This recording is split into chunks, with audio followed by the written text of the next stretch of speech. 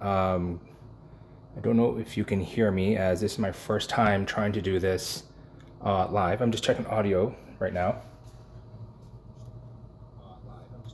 Perfect. Okay, so what I'm actually doing today is a variation of that shrimp rose pasta that I did last week. So this is actually going to be a tteokbokki rose pasta. So it's going to have Korean rice cake, it's going to have fish cake, egg, and some sausages. So actually what I'm going to start off with first is the sausages. Now, I'm doing my sausages a little bit differently this time. I'm actually doing it sous vide. So right here is my sous vide machine setup. I have the sausages being cooked at 155 degrees. They've been running for about 2 hours now. Now that's a little bit overkill. Normally when you're doing a sausage, you only need to cook that in a pan for about a couple minutes. Mine were frozen, however. But what's nice about sous vide is that I can put frozen food in and cook that and leave it from anywhere from a 45 to a 4-hour time limit.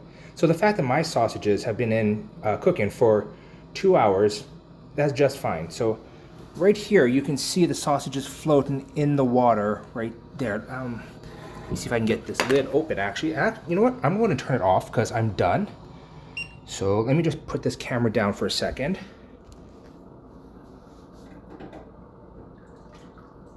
Oh, that is very hot. Be careful there. And let me get a bowl for this.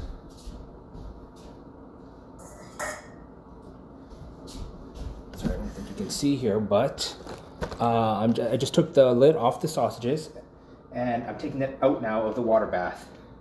So that's what it looks like because it's all bagged up and everything, but you know it's sitting in its own juices, so you don't lose any of that flavor from the sausages. Because normally when you cook sausages in a pan, you tend to lose some of the flavoring as water evaporates. So let me just put this now back here to my workstation and mount this camera. Just give me 1 second here. All right, there we go. So now in my workstation area here, I have the sausages in this bag. So what I'm going to actually do first is take them out and dry them off. Because with sous vide, the worst thing you can do when you're grilling them or barbecuing them is having them encased in moisture, because that doesn't allow you to get a good sear. First thing I'm going to do is cut open this bag and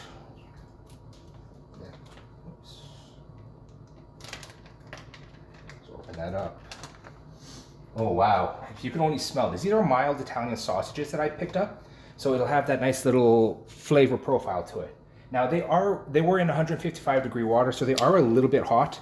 So I'm just going to use my tongs here to get them out and put them in this plate so they can dry off.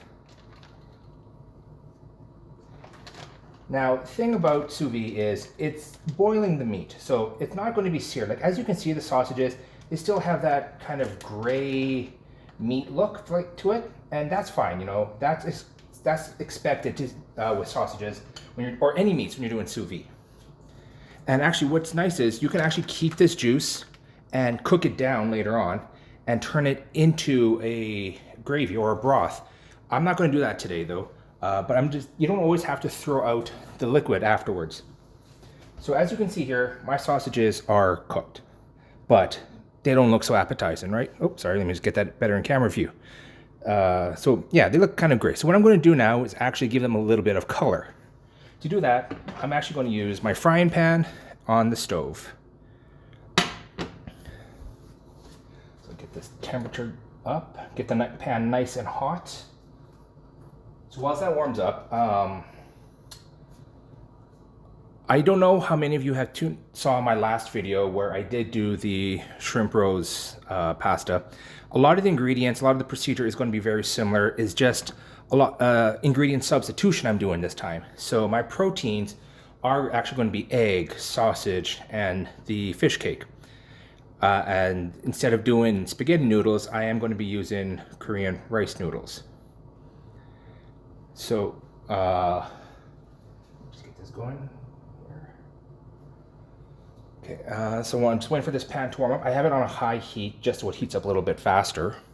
Again, personal preference. If you want to use it on a lower heat so you don't risk overcooking the sausages too, that's fine. Thing about this is, with my sausages being done sous vide, I'm not actually leaving them in the pan for very long. They're only going to be in the pan for 30 seconds, 30 to 60 seconds max, just because I want to get a nice sear, a little bit of color on them. That's all. I'm not focusing on cooking them because they are already cooked.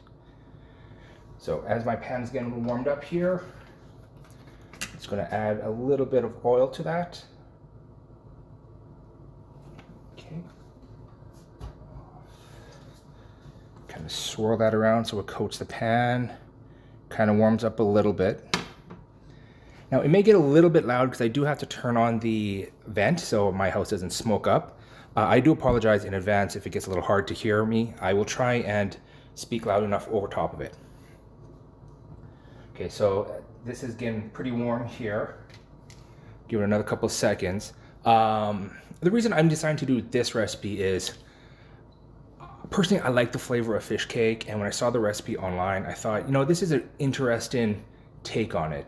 Now, obviously, I'm not Korean, so I don't know the whole intricacies of, you know, how to make rice cakes, how to make fish cake, all that. But I do like the flavor profiles that they have. Like, their Korean food is a lot of healthy food, I find. And that's what I kind of enjoy more, as opposed to a lot of the heavy oils and fried foods that we normally have here in North America, in Canada. So my pan is pretty hot now, so I'm actually going to start putting sausages in. Get that nice little sear going. You hear that little frying sound? It's perfect. I'll leave it on a low heat or a low sound so it's not too overpowering. And again, you just want to keep the sausages moving. You don't want it too long on either side so it burns. Like, you see that one starting to get pretty brown here.